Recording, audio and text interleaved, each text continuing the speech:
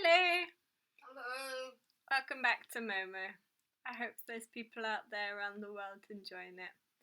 I'm enjoying having a way that I can connect to people that I'm not able to see at the moment and connect to new people, and it's really nice to have stories, and this, I think, is a really great story that's very pertinent at the moment with all that's going on, and it's got some great messages in it that I hope will plant seeds of thoughts of ideas so that we can learn from these difficult times and come away into more positive times.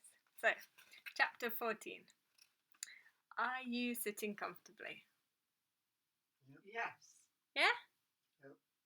Alright. For all those that are sitting comfortably, I'm very glad. And for those that aren't, I hope listening to this will make you feel more comfortable. Free lunches, no answers. Towards noon on the following day, Momo tucked the tortoise under her arm and set off for Nino's inn. "You'll see Cassiopeia," she said. "The mystery will soon be solved. Nino will tell us where Guido and Beppo are. Then we'll go and get the children, and we'll all be together again. Perhaps Nino and his wife will come along too. You'll like my friends, I'm sure. We could even give a little party this evening. I'll tell everyone about the flowers and the music and Professor Hora and everything. Oh, I just can't wait to see them all again. First, though, I'm looking forward to a good lunch. I'm absolutely famished." And so she chattered so merrily, feeling in her jacket pocket now and then to reassure herself that Guido's letter was still there. The tortoise fixed her with its wise eyes and made no comment. Momo began to hum as she went, and then to sing. The words and melodies were those of the voices that still seemed to ring in her ears as clearly as they had been the day before. She would never forget them. She knew that now. Then, abruptly, she broke off. They had reached Nino's inn, but her first thought was that she must have gone astray.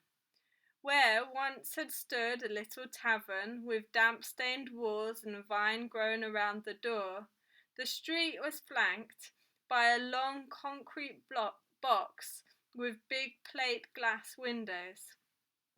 The street itself had been asphalted and was humming with traffic.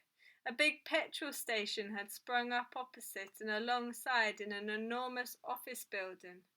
There were lots of cars parked outside the new establishment, and the neon sign above the entrance said, "Nino's Fast Food." Momo went inside. She found it hard to get her bearing at first. Cemented into the floor beside the window were a number of tables with such spindly single legs and tiny tops that they looked like toadstools. They were just the right height for grown-ups to eat at standing, which was fortunate since there were no chairs. Running along the other side of the room was a sort of fence made of shiny chromium plate tubing. Just below it stood a long row of glass cases containing ham and cheese sandwiches, sausages, plates of salad, pudding, cakes, and countless other things to eat, many of which Momo had never seen before. She could only take in the scene by degree because the room was jam-packed with people, and she always seemed to be getting in their way. No matter where she stood, they elbowed her aside or jostled her along. Most of them were balancing trays laden with food and drink, and all were intent on grabbing a place at one of the little tables. Behind every man or woman that stood there eating in frantic haste, several others waited impatiently for him or her to finish. From time to time, incrimonious remarks were exchanged by those eating and those still waiting to eat. All of them looked glum and discontented. More people were shuffling slowly along behind the barrier, taking plates or bottles and cardboard cups from the glass case as they passed. Momo was astonished. So they could help themselves to whatever they liked. There was no one around to stop them or ask them to pay for what they took. Perhaps everything was free, Momo reflected. That would certainly account for the crush. At last she spotted Nino, almost obscured by customers. He was seated in front of a glass register at the very end of the long row of glass cases, pressing buttons, taking money and giving change without a stop. So he was the person who took the money. The rail fenced people in so they couldn't get to the table without passing him. "Nino!" she called, trying to squeeze through the crowd. She called again and waved Guido's letter, but Nino didn't hear. The electronic cash register was bleeping too loudly. Plucking up her courage, Momo climbed over the rail and wormed her way along the line to where Nino was sat. He glanced up because one of the two customers had started to protest. At the sight of Momo, his glum expression disappeared in a flash. "You're back!" he exclaimed, beaming, just as he used to in olden days. "That's no surprise." "Get a move on," called an angry voice. "Tell that kid to stand in line like the rest of us, cheeky young whippersnapper, barging her way in front of us like that." Nino made appeasing gestures. "It won't be a moment," he said. "Be patient, can't you?" "Anyone could jump in the line at this rate," another voice chimed in. "Hurry up! We don't have as much time to spare as she does." "Look, Momo," Nino whispered hurriedly. "Take whatever you like. Guido will pay for it, but you'll have to line up like the rest. You heard what they said." Before Nino could reply, she was pushed past the cash desk by people behind her. There was nothing for it but to do as the others did. Joining the end of the line, she took her tray from a shelf and a knife and a fork and spoon from a box. Because she needed both hands for the tray, she dumped Cassiopeia on top. Rather flustered by now, Momo took things at random from the glass cases as she was slowly propelled along, step by step, and arranged them around the tortoise. She ended up with an oddly assorted meal: a piece of fried fish, a jam puff, a sausage, a meat pie, and a plastic mug of lemonade. Surrounded by food on all sides, Cassiopeia retired into her shell without comment. When Momo at last reached the cash desk, she hurriedly asked Nino if he knew where Guido was. Nino nodded. "Our Guido's a celebrity these days. We're all very proud of him. He's one of us, after all. He's on TV and radio every week, and they're always writing about him in the papers. I even had 2 reporters here myself last week, asking about the old days. I told them how Guido used to—" "Move along in front," called an irate voice. But why doesn't he come around anymore?" Momo asked. "Ah, well," Nino muttered, fidgeting because his customers were making him nervous. "He doesn't have the time, you see. He's got more important things on his mind. Besides, there's nothing doing at the amphitheatre, not now." "What's the matter with you?" called another indignant voice. "You think we like hanging around here, or something?" Momo dug her heels in. "Where's Guido living now?" she asked. "Somewhere on Green Hill," Nino replied. "He's got a fine house there, so they say, with a great big garden. But please, Momo, do me a favour and come back later." Momo didn't really want to move on. She had a lot more questions for him, but someone shoved her in the back again. She took her tray to one of the toadstool tables and actually managed to get a place, though the table was so high that her nose was on level with it. When she slid the tray on top, the neighbouring grown-up eyed Cassiopeia with disgust. "Ugh! See the kind of thing we have to put up with nowadays," someone said to the person beside him, and the other man growled. What do you expect, these kids? They left it at that and ignored Momo from then on. Eating was quite a problem because she could scarcely see what was on the tray, but being very hungry, she devoured every last morsel. Then, in her anxiety to discover what had become of Beppo, she rejoined the line, although she wasn't hungry anymore, and she was so afraid people might get angry with her if she simply stood there that she filled her tray with another assortment of things from the glass. "Where's Beppo?" she asked when she finally made it back to the cash desk. "He waited for you for ages," Nino said hurriedly, fearful of upsetting his customers again. "He thought something terrible had happened to you.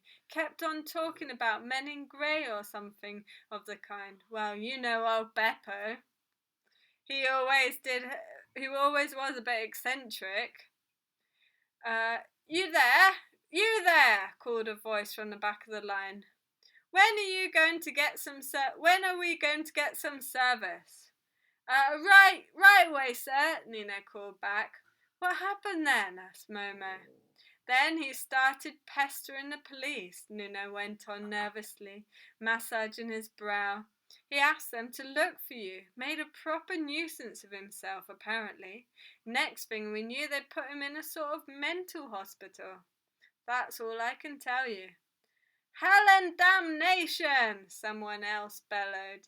"Is this a fast food joint or a dentist waiting room? What are you doing, holding a family reunion?" Yes, kind of," Nino said apologetically. "Is he still there?" asked Momo. Nino shook his head. "I don't think so. I'm told they pronounced him harmless and let him go." "So where is he?" "I've no idea, Momo. Honestly, I haven't. Now please be a good girl and move on, please." Again Momo was jostled past the cash desk by the people behind her, and again she waited for a place at one of the toadstool tables. She polished off her second trayful of food with a good deal less gusto than the first, but food was food, and she wouldn't have dreamt of leaving any. She still had to find out what had become of the children who used to keep her company. There was nothing for it but to stand in line once more, shuffle past the glass cases, load her tray with food rather than invite hostile remarks. It seemed an eternity before she reached the cash desk again. "What about the children?" she demanded. "What became of them?" "Oh, that's changed," said Nino, breaking out in sweat at her reappearance. "I can't explain right now. You can see how rushed I am." But why don't they come anymore?" she insisted. "Nowadays, kids have no one to look after them. Who have no one to look after them are put in child depots. They aren't allowed to be left to themselves anymore because, well, the long and short of it is they're taken care of." "Taken care of?" "Hurry up, you slow coaches," came an indignant chorus. "We'd like to eat something." Momo was looking incredulous. "Child depots?" she repeated. "Is that what my friend really wanted?" They weren't consulted," said Nino, fiddling with the keys of his cash register. "It's not up to kids to decide these things for themselves. Child depots keep them off the streets. That's the main thing, isn't it?" Momo said nothing, just looking at him, and Nino squirmed under her searching gaze. "Damn it all!" shouted yet another angry voice in the background. "This is the limit. If you must hold a prayer meeting, hold it somewhere else." "What am I going to do now?" Momo asked in a small voice. Without my friends?" Nino shrugged and kneaded his hands together. "Be reasonable, Momo," he said, drawing a deep breath. Come back some other time. I really can't discuss your problems now. You're welcome to eat here any time you like, you know that. But if I were you, I'd report to one of these child depots. They'd look after you and keep you occupied. They'd even give you a proper education. Besides, you'll end up in one anyway if you go wandering around on your own like this." Momo said nothing, just gazed at him as before. When the crowd swept her along, she mechanically went to one of the tables and just as mechanically forced herself to eat a third lunch. That was all she could do to get it down. It tasted so much like cardboard and wood shavings, she felt sick. Then, tucking Cassiopeia under her arm, she walked silently to the door without a backward glance. "Hey, Momo!" called Nino, who had spotted her at the last minute. "Wait a bit! You never told me where you've been all this time." But the next customer was already drumming his fingers on the cash register. Nino rang up the total, took the man's money, and gave him some change. The smile had long since left his face. "I've had masses to eat," Momo told Cassiopeia when they were back at the amphitheatre. "Far too much, to tell the truth, but somehow I still feel empty inside." After a while she added, "Anyway, I couldn't have told Momo about the flowers and the music. There wasn't time, and I don't think he'd have understood." There was another pause before she went on. "Never mind. Tomorrow we'll go and look for Guido. You'll sure like him, Cassiopeia. I believe me." But all that lit up on Cassiopeia's shell was a great big question mark. Ooh. That's the end of chapter 14. Join me again for chapter 15. All the best. Take care. Hope you're enjoying the story. Stay connected. Very welcome.